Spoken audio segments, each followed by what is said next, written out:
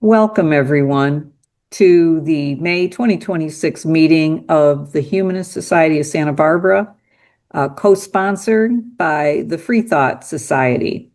My name is Judy Flattery. I'm the president of the Humanist Society of Santa Barbara. We are a 501c3 educational corporation. We've been around since the mid-90s. We're 100% volunteer run. And if you're not familiar with humanism, humanism is a philosophy that rejects the supernatural and positively affirms our ability and our responsibility to lead ethical lives of personal fulfillment that aspire to the greater good of humanity. And one of the ways that we do that is by having these monthly speaker meetings with thought leaders on various topics of interest to humanists. Our website is sbhumanists.org, and you can read our newsletters going back to 2011 if you so choose on our website. We also have a meetup page which lists our events. And if you're interested in some of our speaker meetings, but you missed a session, we put them up on our YouTube channel. And finally, if you're interested in becoming a member of the Humanist Society of Santa Barbara, contact Mary Taylor at that email address. Margaret? Well, hello, everyone.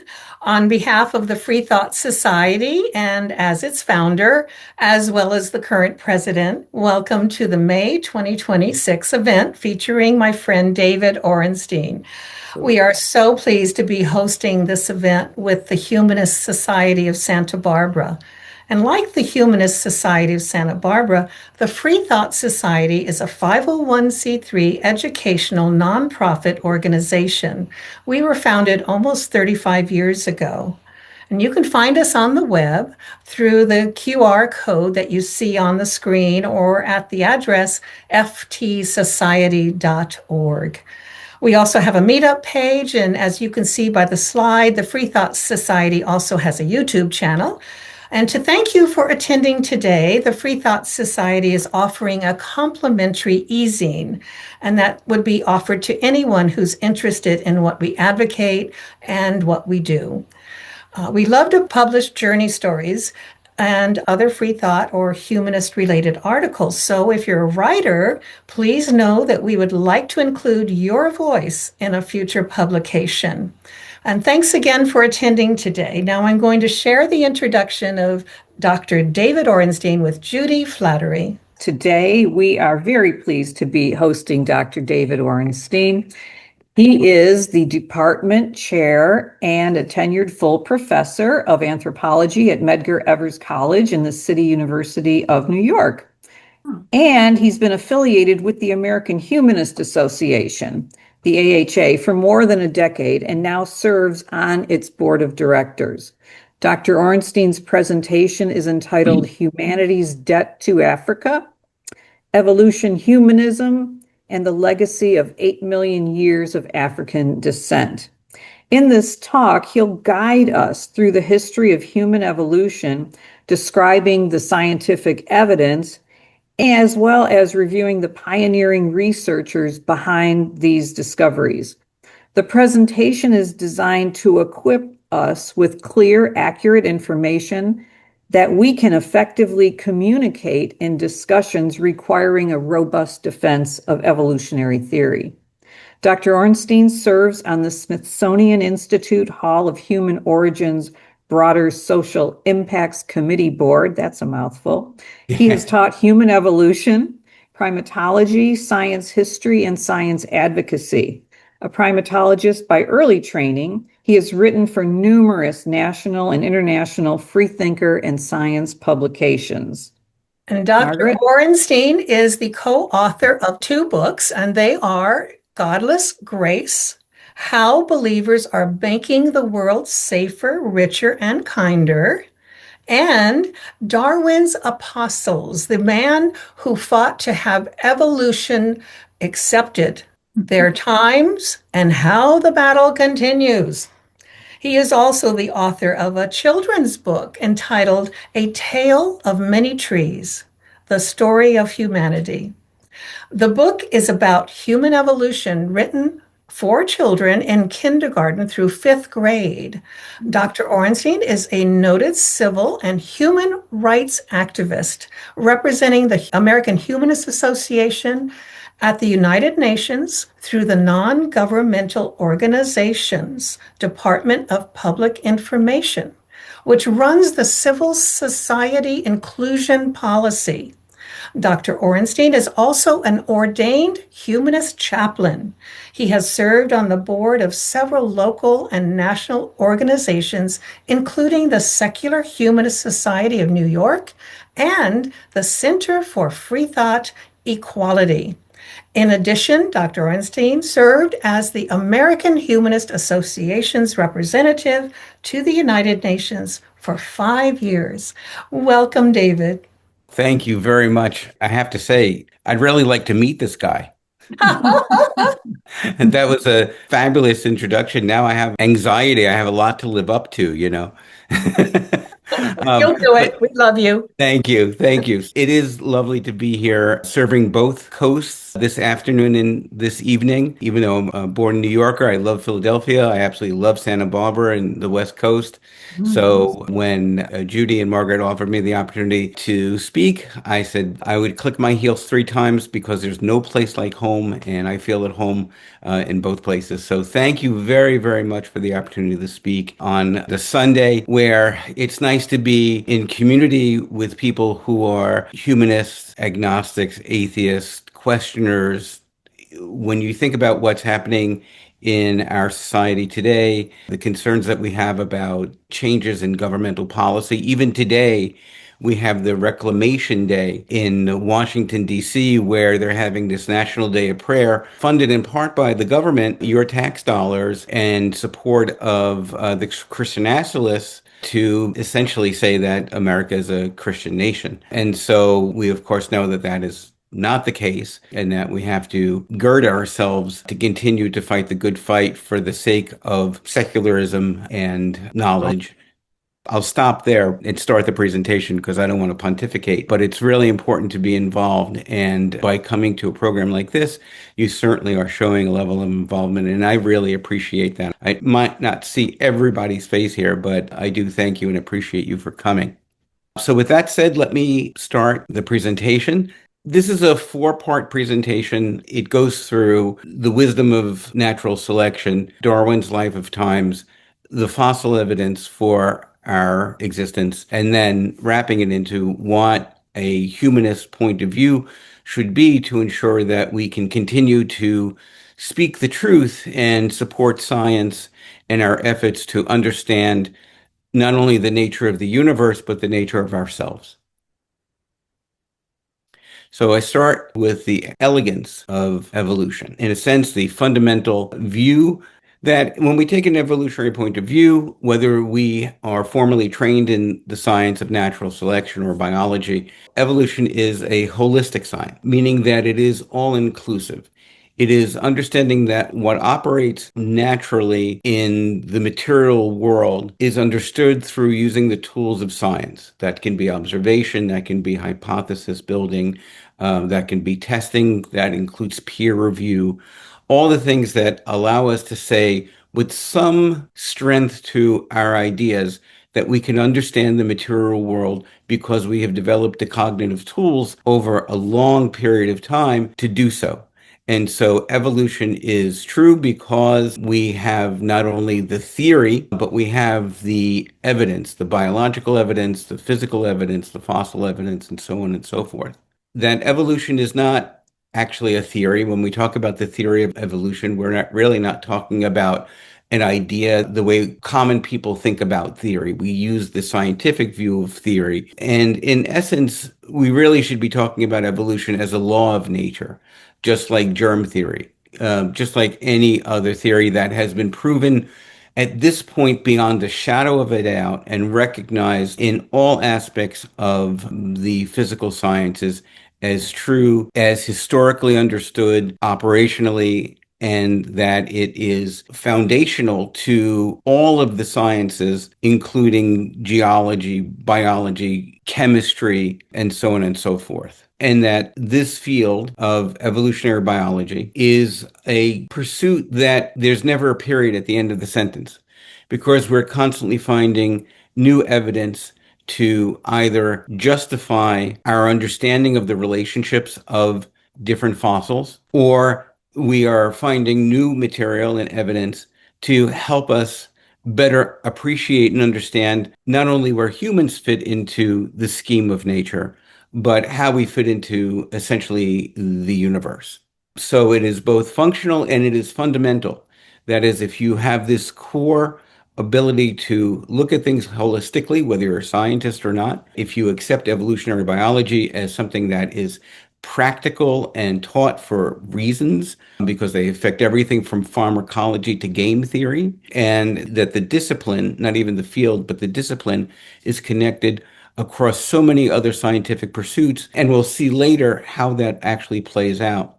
So really, there are 6 tenets to really understanding natural selection as it relates to human evolution. And some of them are really meta. So we have to understand that evolution takes a long time, that it can't exist within a span of the begots, 10,000 years or something like that, that we know that evolution requires a long time to occur.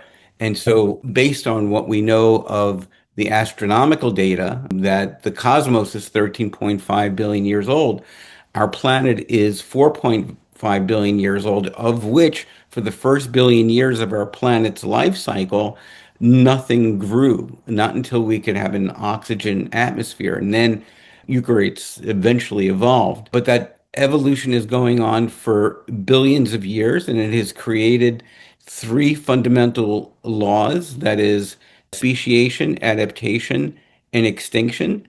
That is, an animal, whether it's a human or whether it's a precursor to our common humanity, whether it's a primate or whether it's a flea. Animals either speciate, meaning that there is a root animal that becomes another species or multiple species. Oh, somebody's birthday. They adapt, meaning that they stay within their niche or their geography and they change over time, but they don't actually change into other species. Or if they can't adapt, they will go extinct. And, we can get into the processes of things like gene flow and genetic drift, which are some of the mechanics of that, but that we understand that it's speciation, adaptation, and extinction are the main drivers of all natural selection. That we have been here on this planet for at least 350,000 years based on the fossil evidence, although there's new fossil evidence that actually may push us back to about 700,000 years. And I'll show that a little later. And that our species, we have been wanderers and nomadic for most of our existence on the planet. It's only in the last 10,000 years, maybe 8,000 years, when we invented city-states. But before that, we left Africa as Homo erectus did earlier than us, and we eventually populated the earth. And all of the human variation that you see, whether it be skin tone, hair color, eye color, height, all of those things are just variations on a theme, that we are all one species and that we are a very diverse species based on where our lineage comes from. And finally, that evolution doesn't really end. We know in our own time, we have vestigial structures. Our jaws are getting too thin, so we have to have our molars pulled out. We have a coccyx. At one point, it shows a lineage that connected us to having a tail. And that through all of this time, our species has adapted and changed over time. In fact, the interesting thing is our brain is actually getting more dense, which you might say is getting smaller, which is fascinating. You would think big brains, if you remember Star Trek, all the aliens always had these big, massive brains. And you think, oh my goodness, big brains equals super intelligence. Well, at least for our species, it seems to be the opposite, that the growth pattern of the human brain is actually getting tighter, not looser, that the synapses are getting closer. So really, in summary, all of natural selection, all of Darwinian evolution comes down to the idea that any population will change over time, and that traits that support these changes will promote survival. And those species or those individuals in that group who can reproduce and pass those traits forward will essentially maintain the species as it evolved in any particular niche or any particular environment. That is essentially, you don't have to read The Origin of Species now. I've given it to you in a paragraph. But read Origin of Species. It's actually a really good book. On the other hand, and it sort of goes back to where we find ourselves today with the desecration of science happening almost daily in our news feeds and funding sources, is this ascendance of idiocracy. If you've seen that movie, you'll get the reference. The point being is that if you are a creationist or support intelligent design, that regardless of all the science out there, you have to accept certain tenets in order for your ideas to be true. And they are an anathema to what we actually do in science, whether it's biology, chemistry, whatever field, geology, and so on and so forth. The first thing that you have to accept if you're a creationist is that the Bible is a science book. We know, going back to the Scopes monkey trial, that not only the idea of censoring the teaching of biology and natural selection has gone on in the United States and in other countries for decades, even through Kitzmiller versus the Board of Ed in Pennsylvania, that there's always this tendency to try to teach the idea that creationism and intelligent design are on equal footings with teaching actual science. And of course, every time that's come up, at least thank goodness in our time, it's been knocked down as being a form of religion, and we don't accept that. We don't teach religion in our science classrooms. We have to also accept, if you're a creationist, that the world is, regardless of all of the evidence, the paleontological evidence, the biological evidence, the cosmological evidence, that all of this is only 10,000 years old. And again, if that is the case, then evolution can't be true because evolution needs an awful long time. So these are the things that you have to accept. For many people, it might actually bring the hairs up on the back of your neck because you know that neither of these things are valid, that there is divine purpose to the world. And this is something, of course, that Carl Sagan always talked about as well, which is the idea that, well, if there's a divine purpose and plan, where is it? Where is this deity who is so perfect that has created us? And the reality is that it's the invisible fairies in my garage. That is, you may believe them, but they're not there. That somehow we are divined perfectly when we know that we're not. Why do we develop cancer? Why do we have heart problems? Why do people choke? There's so much bad design in the human body because it's a generalized design as most primates, that there's obviously no designer. And if there is a designer, this guy should have lost his job, or this girl should have lost their job a long time ago. And you'll see this if you go to the Creation Museum. The innuendo is, and it's actually more than an innuendo, if you accept natural selection or evolution or, the truth behind modern science, that you're being fooled by the devil and that you are an instrument of evil. Anyone here an instrument of evil? Raise your hand. Okay, I admit I am an instrument of evil. Okay. And again, if you have a 10,000 year arc of the existence of humanity and the existence of the planet, and you have to fit it into an explanation, well, then Noah's flood explains geology and dinosaur history, even though we know that dinosaurs died out 65 million years ago. And finally, and it sort of relates to point 3, is that there is a magical act that brought us into being.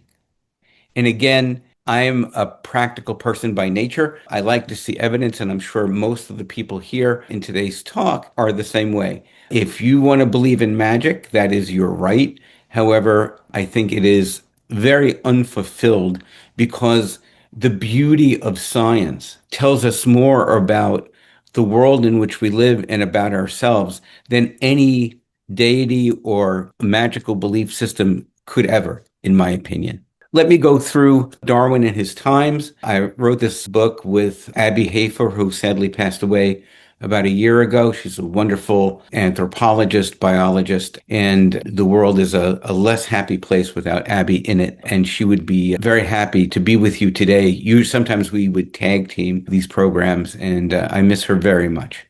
So the interesting thing is, like, if you ask people what are the concept of science that really do frame our understanding of the nature of nature, and invariably it's the development at our earliest of things like fire, right? Because we can now control things. We now control the world rather than the world controlling us. The understanding of relativity, vaccination, the concept of zero, all of these things that we, both as laws and theories that we accept, often is the case, people will mention evolution within that as well. So evolution has a lofty place for those who, even if you've never studied evolution but are just curious about it, will hold an important place in all of humankind's ability to understand the nature of nature. Darwin himself is usually within the top 10 number of scientists when people say who's affected the world. In fact, I always like to share this. Time Magazine did this program and they did this survey. Now, of course, this is not a scientific survey, but Charles Darwin came in at number 12 of humanity's top 100 figures who have changed the world. I don't have a citation for you, but I will find it. I always like to do a mental exercise where I say if I take out the conquerors, the fascists, and the religious, that Darwin moves up from 12 to 6 in this line. So the importance of Charles Darwin is not to laud him because he was a man that had his foibles as well as his brilliance, but to understand that his work is seminal for us to understand both him and Alfred Russel Wallace. Their work is seminal for everything that came after related to biology, chemistry, geology, and so on and so forth, because understanding natural selection is a bedrock to understanding all of the other sciences. And the interesting thing is that in the West, we always tend to look at Darwin and Wallace as just sort of coming out of nowhere and with this grandiose idea and changing the world. But in reality, just like we are today, we stand on the shoulders of other people because nothing that is really good science is developed in a vacuum. So if you look at the Western side of the idea of evolutionary thought, not just natural selection, but evolutionary thought, you know it goes back thousands of years, actually. Anaximander talking about how humans arose from different types.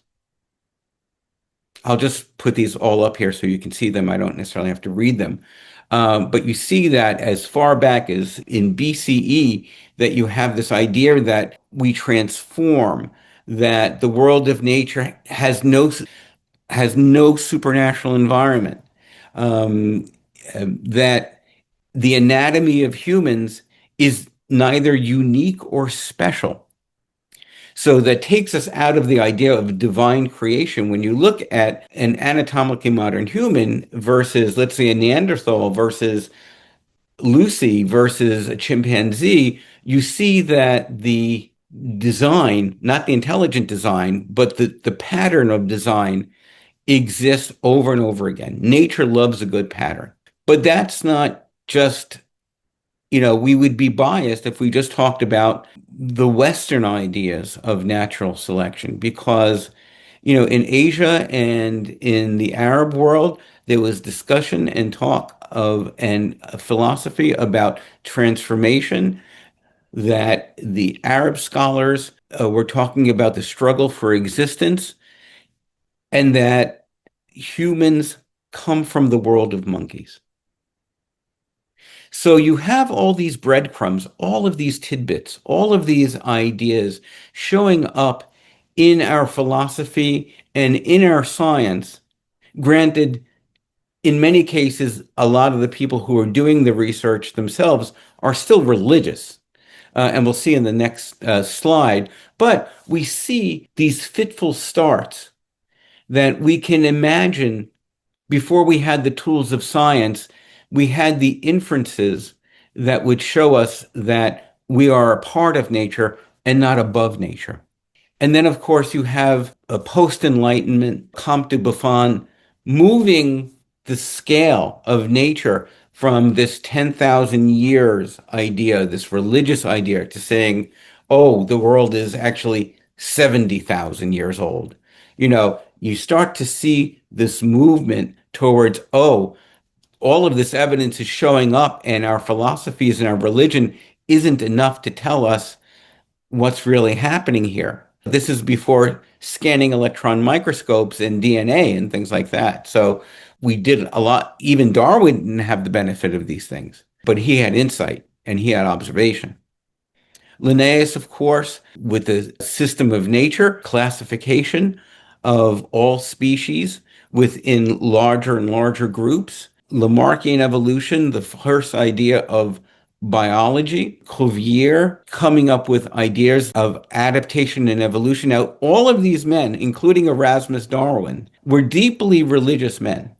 So they were confined by their theology to have to fit this nagging idea that nature is approaching and gnawing at what they accept as true. And then they're constantly trying to have to fit it into this wider view that the world is telling us more things as we become more scientifically based in our understanding of nature.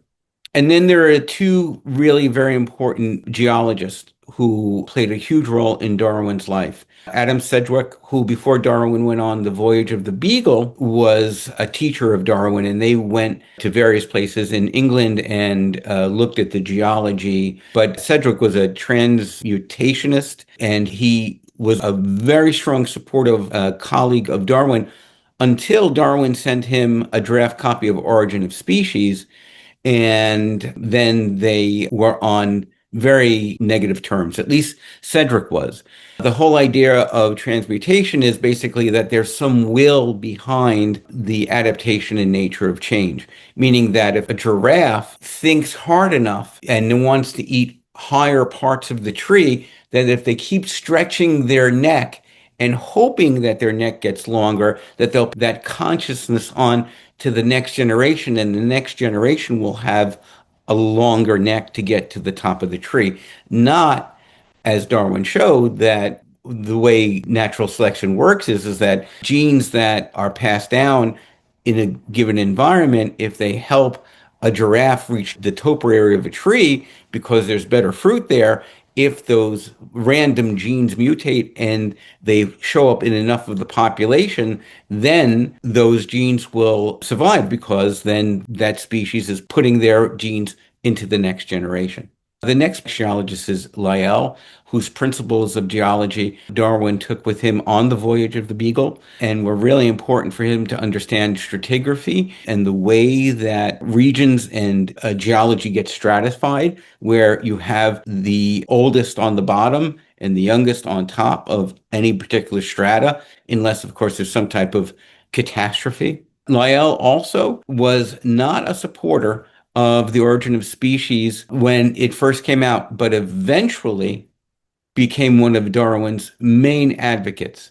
In fact, he once wrote to Darwin, and if you ever want to see what it was like, Darwin was really the central figure in so many different sciences. There's something called the Darwin Correspondence Project, and you can actually read all of there was no email. You wrote letters in the 19th century to each other. And Darwin had, with social scientists, with physical scientists, these long letter writing campaigns over his life. So Lyell said in one of his letters, rather dryly, something to the effect is, I can't imagine this because I'm just not able to accept it, but I understand it and I respect what you've written, Charles, and therefore I have to accept it.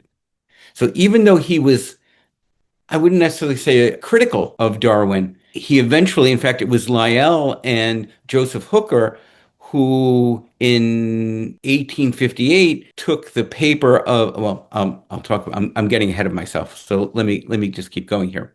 And then, of course, there's Charles. Now, the sad thing about Charles Darwin is that although he was respected in many, many circles, he was for the longest time belittled, made a laughing stock, treated really poorly. As late as almost 3 years before Darwin. Darwin died in 1882.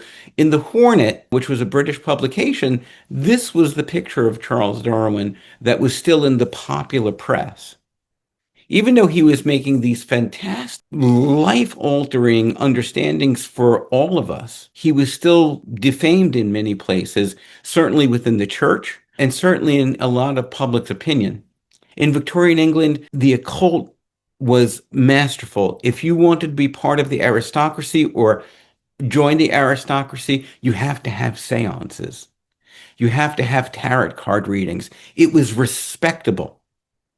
And so when Darwin's coming out with all of his research and saying that this magic isn't true, the elites really did not like what Darwin wrote. They didn't like what he wrote also because what he essentially said was, if we evolved and we are all equal, then there's no reason for a country to own another country or for a person to own another person. And for those who are in power, that was shocking. What do you mean? The sun doesn't set on the British Empire. We have a God-given right to take over people's land, and so on and so forth. So Darwin came from a very wealthy family, but he wasn't part of the aristocracy. When Darwin went to school, there were really three things that if you were not an elite and a member of royalty, but you were a person of means, you either became a barrister, you became a doctor, or you joined the clergy. So Darwin started his academic career in medicine, but couldn't stand the sight of blood. So ultimately, Charles Darwin leaves college with a degree in theology. Darwin, when he left college, was a theologian. Ironic, wouldn't you say? Of course, then in 1832, he goes on the voyage of the Beagle. Darwin was incredibly shy. He had writings and publications, but he was not a public speaker. He hated public speaking. He hated the idea that his work would create so much conflict that he didn't want to withstand the slays and arrows of scientists who were religious, the clergy who would fight back at the idea of natural selection, and even his colleagues who wouldn't accept it. In his own life, his wife was a very religious woman and waxed that she was afraid that Darwin's work would stop him from them joining each other in heaven. And so he had conflict at home as well as within society. So much so that I think one of the reasons why it took him more than 20 years to publish The Origin of Species was simply because he didn't want to face any criticism from the world. And these are some of the men who I highlight in Darwin's Apostles. Joseph Dalton Hooker, who was a botanist and the leader of the Kew Gardens in London, was a lifelong friend of Darwin. T.H. Huxley, who is also known as Darwin's bulldog, was an advocate for Darwin. Asa Gray, who was an American, who was a deeply religious man, but saw the immense value of Darwin's work and actually got what was the equivalent of the copyright of Origin of Species in the United States for Charles Darwin. Of course, Alfred Russel Wallace, who was the co-discoverer of natural selection, younger than Darwin. In fact, it was Wallace who sent a 20-page paper to Darwin saying, hey, I've been doing all this work in South America, and I think I figured out the mechanism for how species adapt and change and evolve.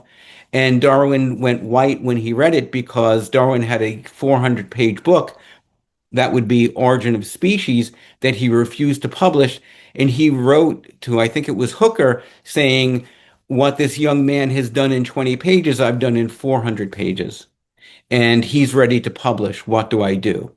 And then there's John William Draper, who is British, who came to America and was a real Renaissance person, first person to photograph the moon. He was the first president of NYU Medical School, and he was an advocate for Darwin as well, both in England and in the Americas. Now, this doesn't mean that there weren't other people who were advocating for Darwin as well, but these five men really, because again, Lyell certainly did, were really the men who supported Darwin, who actually debated for Darwin, because Darwin never debated, and who actually made sure that the idea of natural selection did not die in the cradle. That when Darwin and Wallace gave birth to this idea, it could have been very easily killed off.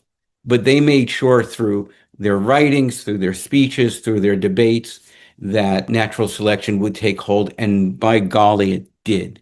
And then, of course, again, Darwin and Wallace wrote this joint paper under the auspices of Lyell and Hooker to the Linnaean Society in June of 1858. Origin of Species was published November of 1859, saying, this is the mechanics of nature. We have discovered it, and we are going to formally show the world. So it was the combined chapters of Darwin's work along with Wallace's 20-page paper.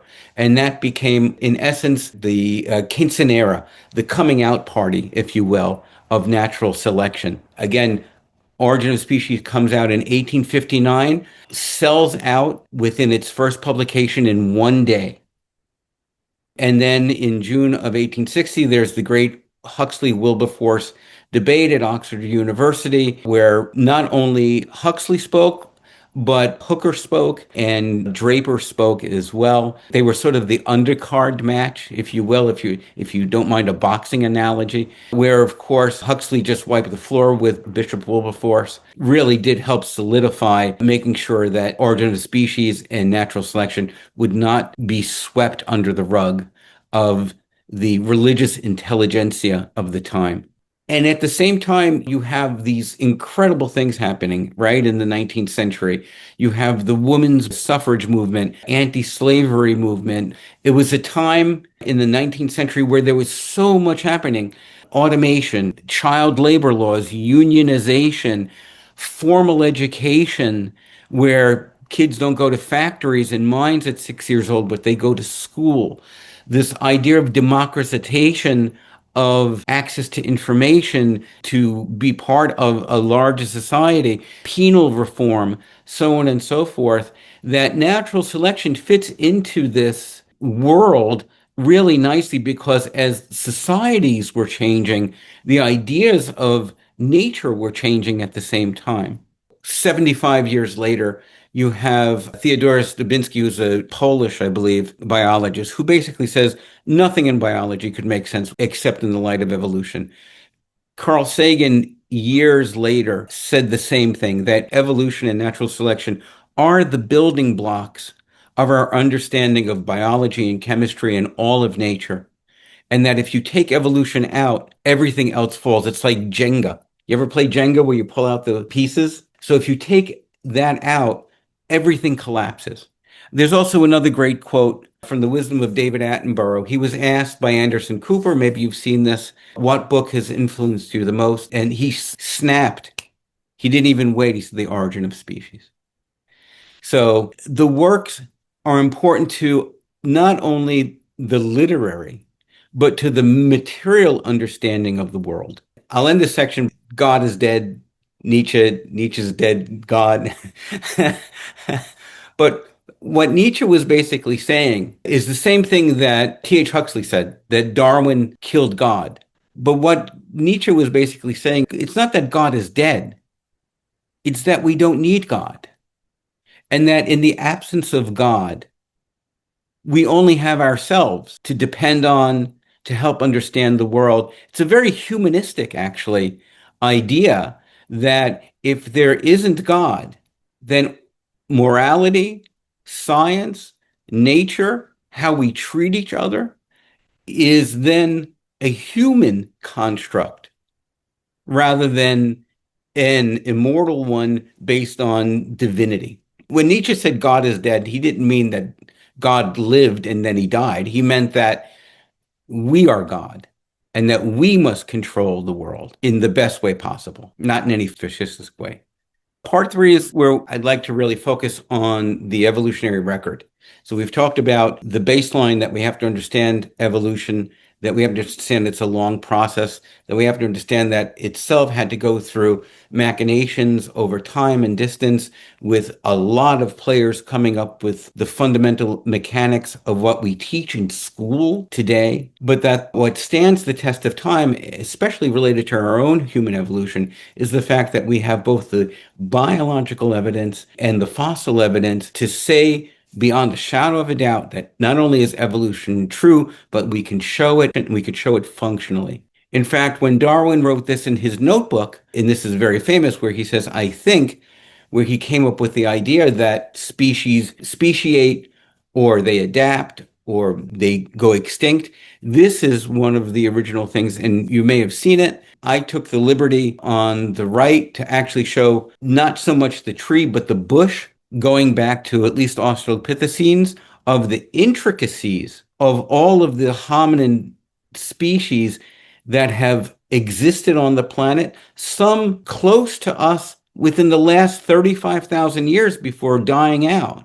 Some we have the genes to prove that we have Neanderthal genome within us. And so you can see the intricacies of where and how not only species existed, but how they are related to one another. It's not a perfect chart. It's definitely version 1, but it tries to show that not only did we have European Neanderthals, but we had Asian Neanderthals and what speciated onto that, so on and so forth. As I mentioned earlier, when science holds evidence as truth, it's based on the fact that it's tested and observed and peer-reviewed and understood as this is the best understanding the nature of nature at this point. It may change, but we have the evidence to say this is what we accept as currently true. Now, this is the mitochondrial flow of genes, mitochondrial DNA found exclusively females. And you can see the earliest mitochondrial DNA comes from Africa. If you follow all of the lines, you'll see that it's starting in Kenya and Ethiopia and in areas around there. We know also in Morocco, there's evidence. So this is one layer of our understanding of how we left Africa, how our species left Africa. And wouldn't you know, how many people remember when you would use overhead projectors and you'd put a layer down and then you put another layer down and so on and so forth? This is the overhead projector of this. This is the out of Africa evidence of the fossils. This is the mitochondrial DNA. They are almost an exact match. So when you have more than one science telling you the same thing, the level of understanding and acceptance is much higher because it's based on evidence, man. It's not based on, I hope it's this way or I think it's this way. It's based on, look at what I can produce in a laboratory or in an experiment, and I can have my colleagues review it and say that this is accurate. This is peer review. Unlike intelligent design, there are books on intelligent design that can fill a library. The problem with intelligent design is that it's not peer reviewed and that it's theology. The other thing that's really fascinating is that if you go to any natural history museum, you'll see the usual suspects. You'll see the Australopithecines, the Homo erectus, Neanderthals, all the other subspecies. And what's important to understand is that the likelihood of anything being fossilized is incredibly, incredibly small. That is, just the nature of something being fossilized is so rare that we have any evidence from the fossil history of our existence is fascinating. In fact, I offer you this chart. There were probably, even with all the variety of Australopithecines that there were, probably no more than 3,000 Australopithecines ever. And that they might have been around for about 3 million years, but we only have fossil specimens of about 300. And we could look at Homo habilis, which is the first true line anatomically modern humans. Again, a population of maybe no more than 1,000, and so on and so forth. So you can see that we say, well, why do we have gaps in the fossil record? Well, it's because in the first place, it's really hard for things to become fossilized. And in the second place, the likelihood of fossilization is so rare that given small populations, their numbers get infinitesimally very, very small. So it's a messy record. It's a record with a lot of also-rans. Even this chart is, I may take it out after this because it seems to say that Afarensis led to Africanus, and I don't like that because it's a bush, it's not a line. But you can see some of the species, and I have some of them here to share with you. So we could really go back into the fossil record and really look at primates at about 23 in the Miocene. But that's not really the purpose of this talk today. I want to focus more exclusively on roughly the last 7 to 8 million years of our antecedents that brings us to us. One of the first really important fossils, and it was right after the break between the line from apes to all of the lines that would eventually lead to hominins, anatomically modern humans, right? The Australopithecines and all of the Homo line is a Sahelanthropus. Now, there's no postcranial remain, but the interesting thing about Sahelanthropus is, and I have him for you here. The first thing that really shows that it's on the human line are two things. This is a modern common chimpanzee. So what's interesting about Sahelanthropus is that A, its dentition, no fangs. All apes in the ape lineage have fangs. You see a huge reduction in that here. The other thing that shows what probably is the earliest form of bipedalism, that is walking on 2 feet, you find in Sahelanthropus because of the position of the foramen magnum. Now, if you look at a chimpanzee, which is really a quadruped, you notice that where the spine goes into the brainstem here is sort of at the more of the rear of the skull. In dogs, it would be here because they're four-legged, right? But you find with Sahelanthropus right here, almost at the base. And this is a strong leading indicator that this species of hominin, which would eventually lead to us, was the majority bipedal by 7 to 8 million years ago. Here is Australopithecus ramidus. And this is also, now this is 4.5 million years. You see the dentation is very chimpanzee-like, or actually, it's like a U, but you see very low canines. You have a brain of about 500 cc's. And most importantly, you see directly but evidence for bipedalism. And you can see that, I mean, this is us, right? So this is one of my students who didn't do well in my class. So there, oh, can I tell you a funny story? I have two funny stories, and I'll tell them quickly. So the first is, I'm taking all of these fossils, skulls, and I teach in Brooklyn, in an area that is gentrifying, but is a relatively rough neighborhood. So I've got this box of skulls that I'm walking from one building to the other, and I'm stopped by the police who thought that they had caught a serial killer, obviously.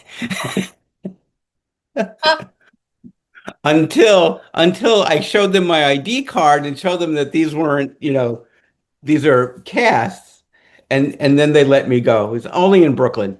And the other thing, so I took the majority of these skulls, a lot of them, to me when I gave a talk similar to this in Poland about a year ago. And because I was so afraid that I didn't want to lose these things, that I took them as my carry-on. And I went through TSA screening, and I realized, oh my God, they're going to see all these skulls when they put it through the X-ray that they're going to stop me. So I went through, wouldn't you know, it went through, nobody batted an eye.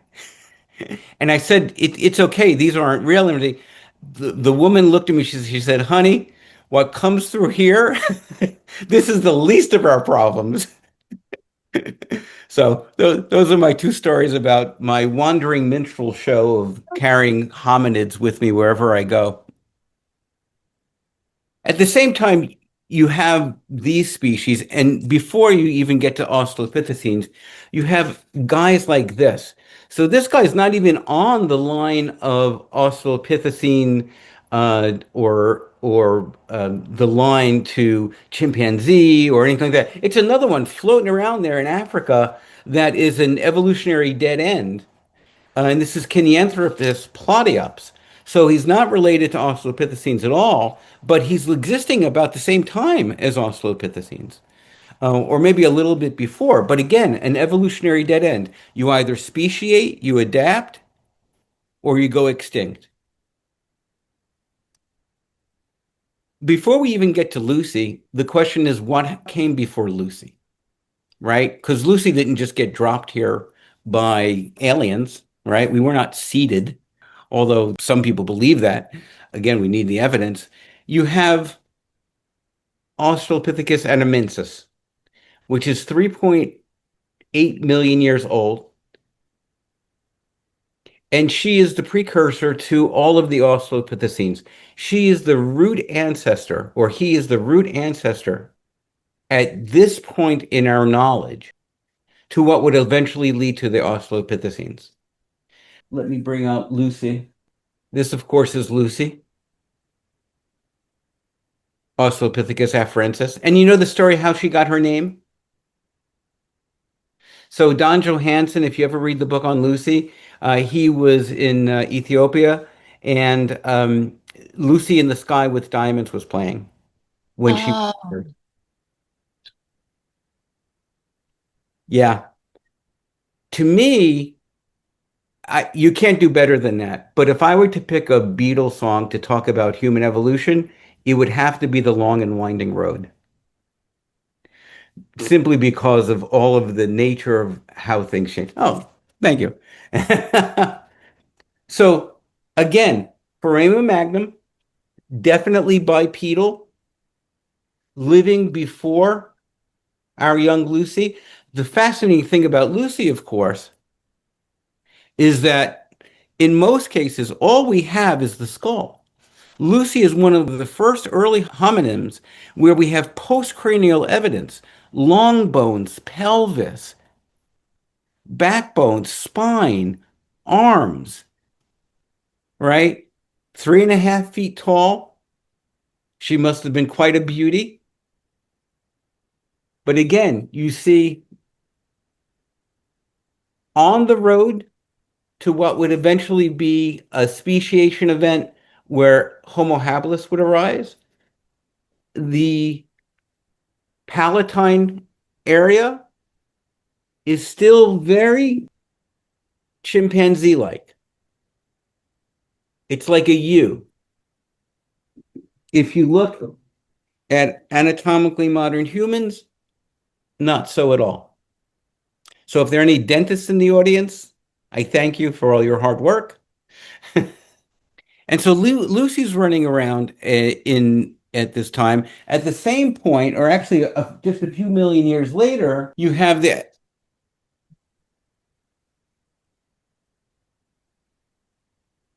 Australopithecus africanus, larger brain, rounder brain, more human-like dentition, bipedalism, and this was found by Lucy by the Leakeys.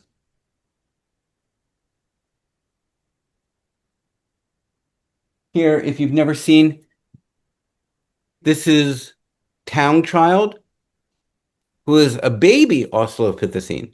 He or she may have been about 6 years old at the time of her death, found in 1925 by the paleontologist Raymond Dart.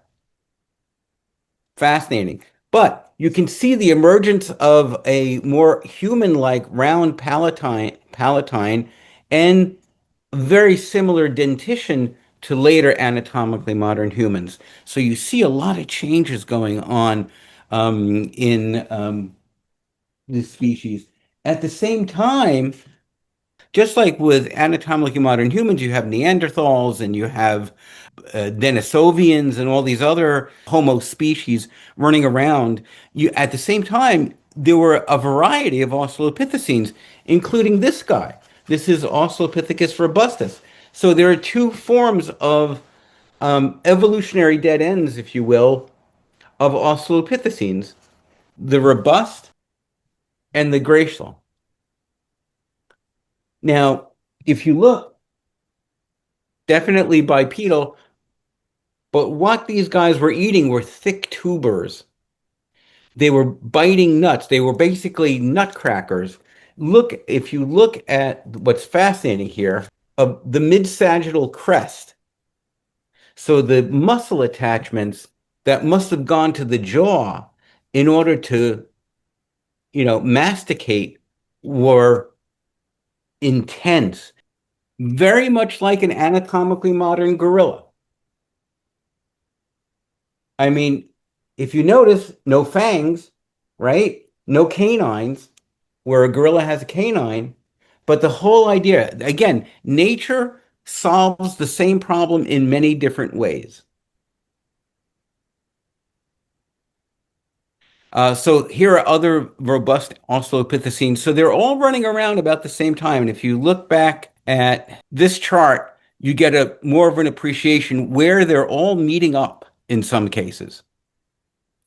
And then, of course, eventually we find the first Homo line, Homo habilis, handyman, a larger brain. Now we're talking about real brain power here. You're talking 600 to 800, 700 cc's. You see a much flattening of the palate. You see almost a human-like dentition. And you find the first evidence of tool making when we get to Homo habilis. There is, of course, some evidence that much later Australopithecines were making some rudimentary Otawan tools, but we know for sure that Homo habilis, known as handyman, was actually making the first tools, scrapers, hammers, so on and so forth. So bigger brain means a lot more stuff that you can imagine and think about. Um, and so the other interesting thing is that, for the longest time, there was this debate in anthropology. Well, what came first? Bipedalism or big brains. And the reality is we can go all the way back to the earliest Australopithecines, and even before that with Sahelanthropus 7 million years ago, at just the break between what would eventually be the chimpanzee line, and see that bipedalism came way before, millions of years before brain evolution did. This is African Homo erectus. Homo erectus was the first species of its kind to actually leave Africa. So it migrated into Europe and Asia. You find Homo erectus in Israel, you find it in Palestine, you find it in Asia, you find Homo erectus in Europe. In fact, it was either Homo erectus or Homo habilis who responsible for later Neanderthals. So there's a debate. Was it this guy? This is Asian Homo erectus, Peking man. So here's two of them. And look at the size of the brain capacity. Now we have evidence of fire with Homo erectus. We have evidence of rudimentary, not necessarily campsites, but the intentional taking of stones and building them up as a wind blocker. You have, and this is all of Homo erectus. So they were all generalized, but doing these wonderful tools, very fine tool making by this point. You probably have language at this point. It's no longer or like call systems like the way other animals have, but you're actually probably seeing the rudimentary language by the time we get to Homo erectus. And before we get to Neanderthals, who are our cousins, and by the way, if you are from Europe or from Asia, you have a percentage of Neanderthal DNA. Do your 23andMe. You will see. So this is Homo hybridgenesis, who may be the root ancestor of both Asian and European Neanderthals. Um, for the longest time, it was like, well, why are there no Neanderthals in Africa? Right? They're represented in Europe, then they're represented in Asia. Well, it's because this species of hominin and Homo erectus was in Europe and Asia. So the idea is that Homo erectus and possibly Homo hybridgenesis are the root ancestors to both Asian and European Neanderthals. So of course, in the Pleistocene, if you look at modern Eskimos, you see that they're built for cold weathers. These are cold weather built hominins. Their nasal passages are wider to take in more air because the air is thinner. They're thicker. Their bones are thicker. Everything about them is built for winter. And so, there are several ideas of why Neanderthals died out, right? It was that we interbred with them. It was that, anatomically modern humans are on the scene and we are just outbuilding them. We have a higher birth rate.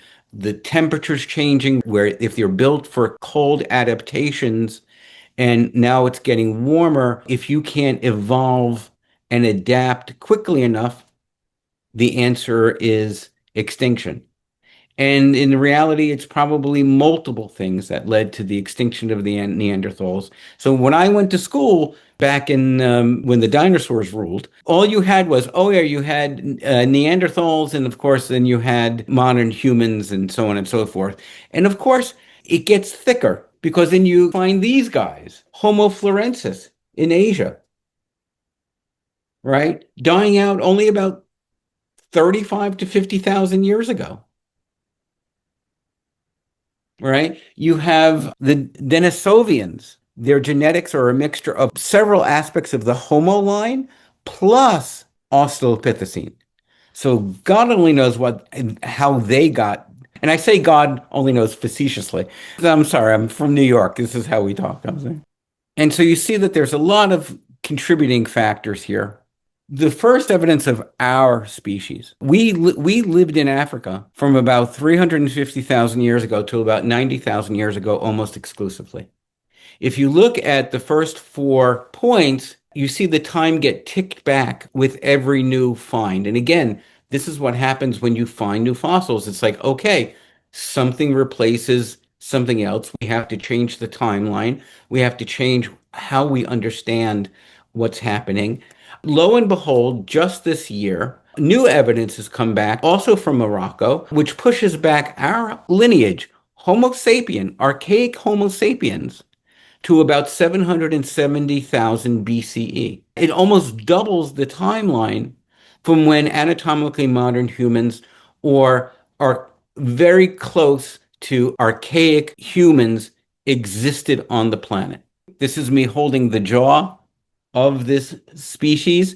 And, when you get 2 old paleontologists together, we don't talk about sports. We don't talk about, we get really happy with fossils. And so that's Rick Potts, who is the head of the Smithsonian Human Origins program at the Smithsonian in Washington, D.C. A year and a half ago, I held that critter in my hand and he said, not a word. It's still being written about. but it's going to come out soon. And just a few months ago, it came out that the evidence for the paper finally came out in Nature, pushing back our lineage to 770 million years ago.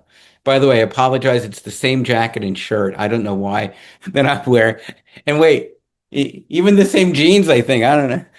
I promise you, I do change my clothes. I am part of society. So then, of course, you have Florensis, you have Denisovians, you have all of these other also ran species that are floating around up until about 35,000 years ago. And we are the last hominin standing. Homo sapiens sapien are the last of our species that we know of. If there's a find somewhere, it will be fascinating. But everybody, no matter how different we look, every human on the planet today owes their antecedents, owes their history to several of the fossils that I've shared with you here, and shows, in fact, that we are indeed one human family, one human species, and all of the variation is actually good, because if we all look the same, and what natural selection has taught us time and time again, if our genome got lazy and there was something catastrophic in our environment, the less flexibility we have in our genome, the more chance of extinction. So the fact that even though we're 99.9999999% exactly the same in such an infinitesimal small amount of genetic material has created all of this human variation, that this human variation is a plus, not a negative. So let's go DEI, please. As time gets short, let me put the bow on it and why this is important to know. Why is it important to know natural selection? Why is it important to understand our human connection to nature? Aside from the fact that, oh, it's fun to know and you might be the life of a party or you have something to say with a drink in your hand. It's because it's deeper than that. It's the idea that science and democracy are DNA strands, and that they are connected to each other, and that you really can't have one without the other to have a functioning society, because they depend on each other for truth and decency and justice. So really what I think of when I think about humanism in relation to what I know about natural selection is that we accept science over superstition. That is, we do not go to the Creation Museum and say, that's right. Right? We share in empathy because we understand that intolerance is antithetical to our human existence and our human ability to live and pass down our genes in a better way than being intolerant to one another. That we choose expertise and not dumb down our ideas or our society because it's convenient to politically make people feel good about themselves because they may not have this knowledge. That is, we favor expertise. We understand that people who go to school or just have a drive to learn and be curious, that is actually a really good thing. We wouldn't be where we are today if we didn't have those things. And that we look for, not necessarily demand, but certainly look for and seek out truth over lies.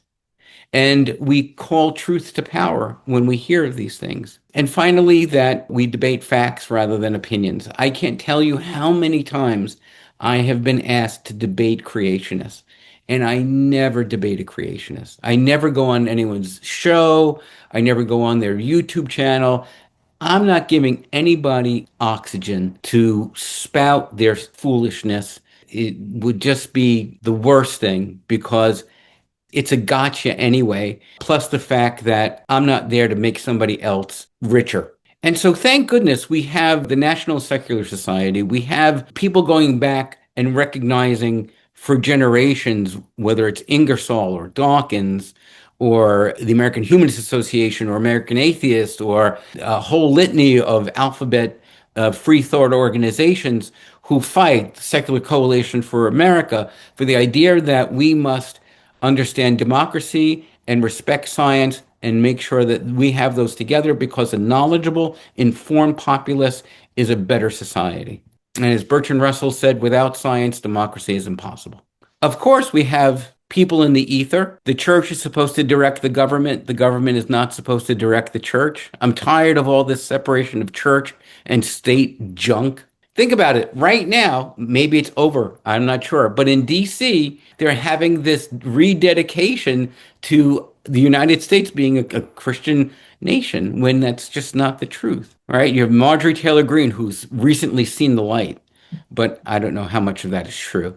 You have Eric Adams, when he was mayor of New York, saying that he can't separate his religiosity from the functioning of his management of the government. So it's not just Republicans, it's Democrats too. You don't have to have an R or a D next to your name to be a religious fascist. You have ID legislation from then Rick Santorum. All this money for community and faith development initiatives, your tax dollars from the federal government going in to support these things.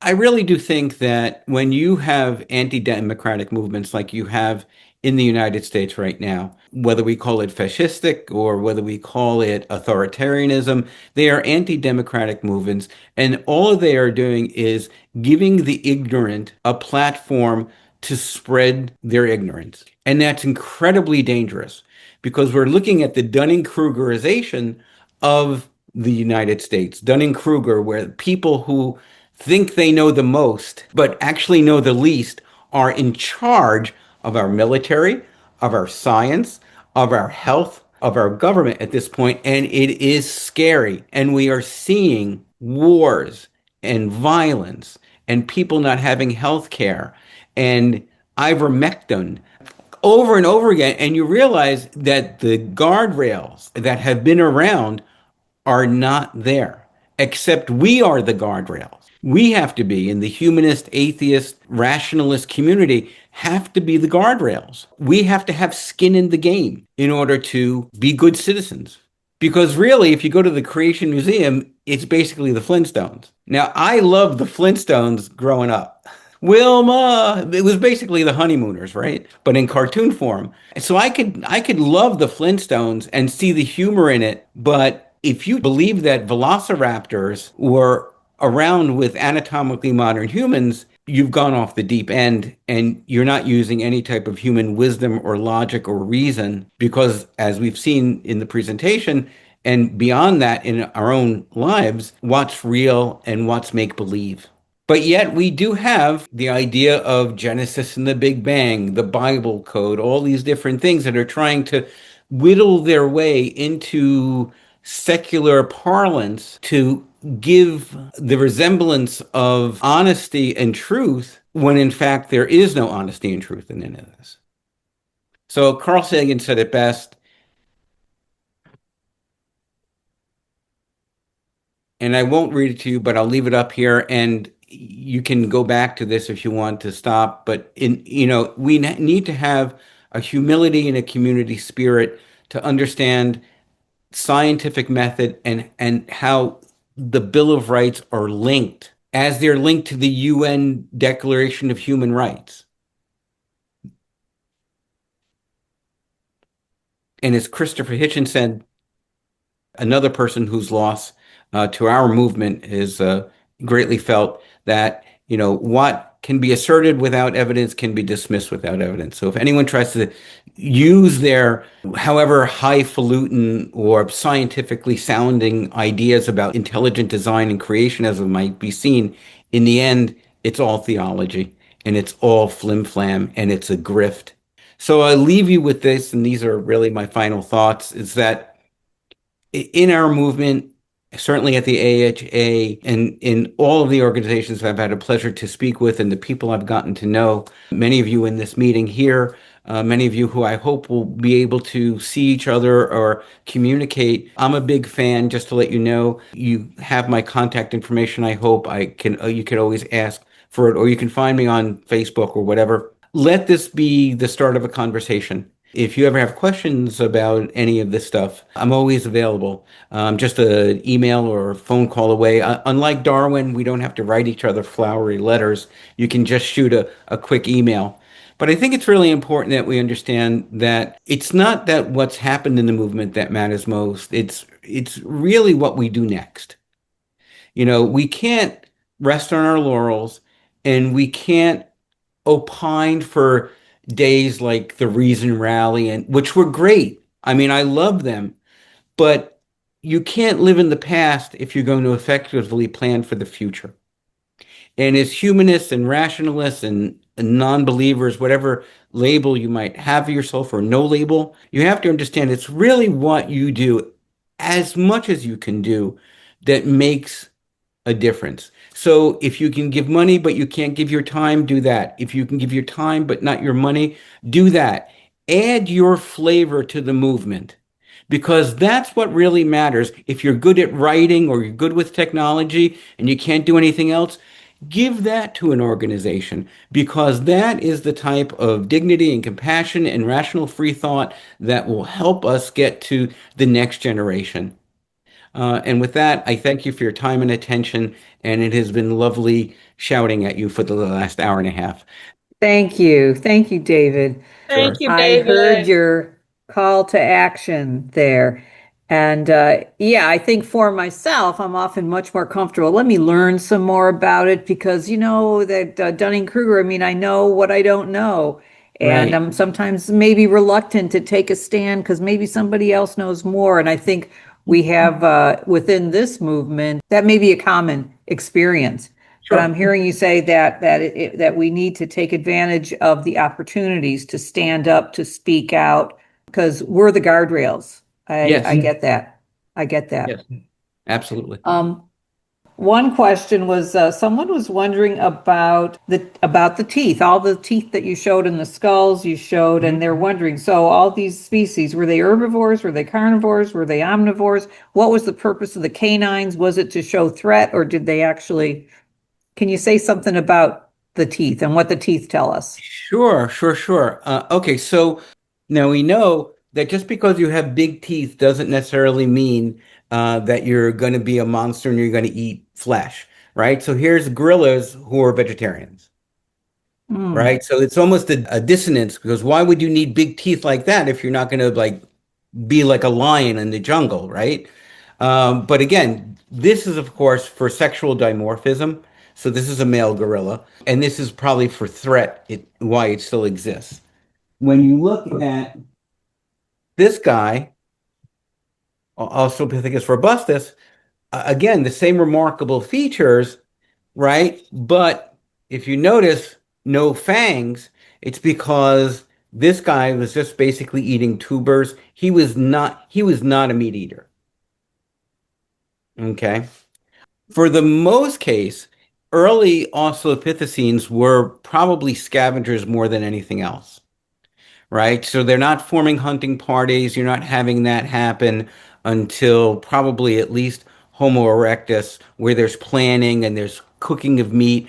If they were omnivores, if they got protein, let's say an Australopithecine versus Homo erectus or Homo habilis, and also was probably happening upon it more than anything else. So their diets were basically nuts, fruits, berries, things like that that are found easily to pull off a tree or to pull off of a branch or something like that.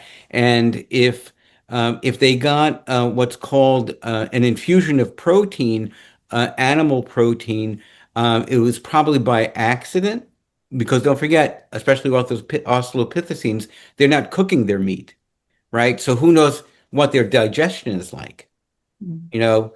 Um, and then the other place that they're getting their protein is from bugs. So they're eating a lot of uh, small bugs, gnats, Hmm. um, things like that. As one does, yes. Yeah, yeah, which is still being done today. Okay, I was great. down in We had Ecuador. another, Yeah. I was saying there was another question. You mentioned speciation events. What is the definition of a speciation event or an example of one? Okay, so a great speciation event is the branching out. A speciation is basically a branching out from one root ancestor into other distinct species. A species, of course, is defined as a population that breeds within itself and can have offspring that they themselves can breed. So a good one would be, let's say, Homo erectus or Homo heidelbergensis giving rise to Neanderthal species.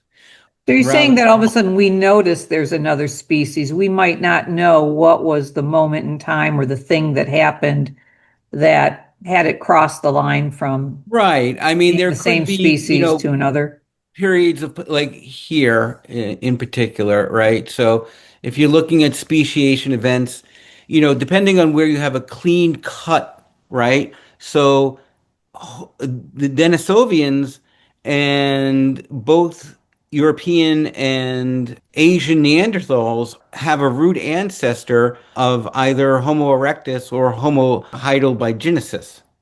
And so that is a speciation event where one species gives rise to multiple Mm. species.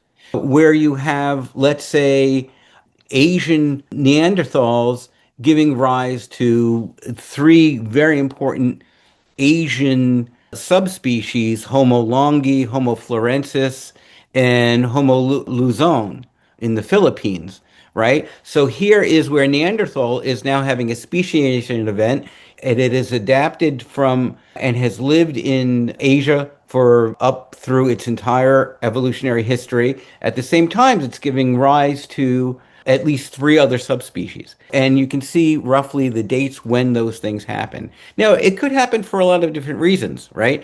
So you could have, let's say, you have a tree falls in a wood and it blocks a river, and now fish that usually would mate with each other can no longer mate together and they become breeding isolates.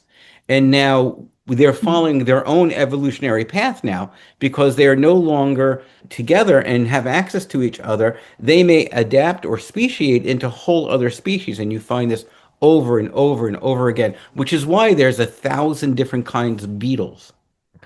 Thank you. Sure. Let's see. I think Robert, do you have a question? Yeah, so the title was all about Africa. Is there something really special about Africa? Do we even know that humans didn't also evolve in other places? Oh, that's a good question. Well, again, if you look at the mitochondrial and fossil evidence, the earliest evidence for our species finds itself in Africa. So that makes Africa a very, very special place because it's not only a place where anatomically modern humans arose, it's where all these other species arose, where the Australopithecines lived, evolved, and died, where earlier species that would eventually lead to the higher primates lived, adapted, speciated, and died. So Africa has gone through tremendous change from forestations to deciduous forests to deserts to so on and so forth, and with it all of the open savannas, and with that climate change and change in geography comes all of the species. So we owe our existence, quite literally, to an African primate. Great. Thank you. I think with that, we'll just thank you so much for Sure. sharing all this with us, for your preparation, your generosity. And And I your great invite, personality. Oh, oh, that personality, yeah, and the stop. wardrobe Okay, and all the keep going, keep shares. We going. I really like it like all now. that. No, really, and your sense of humor, very, Oh, very much appreciate that. and your collection. Oh my Oh. gosh, you blew me away. This is fantastic. Incredible. Thank you to my friend Margaret, and we appreciate all of you spending this time with us today. Thank you. Good night, everyone.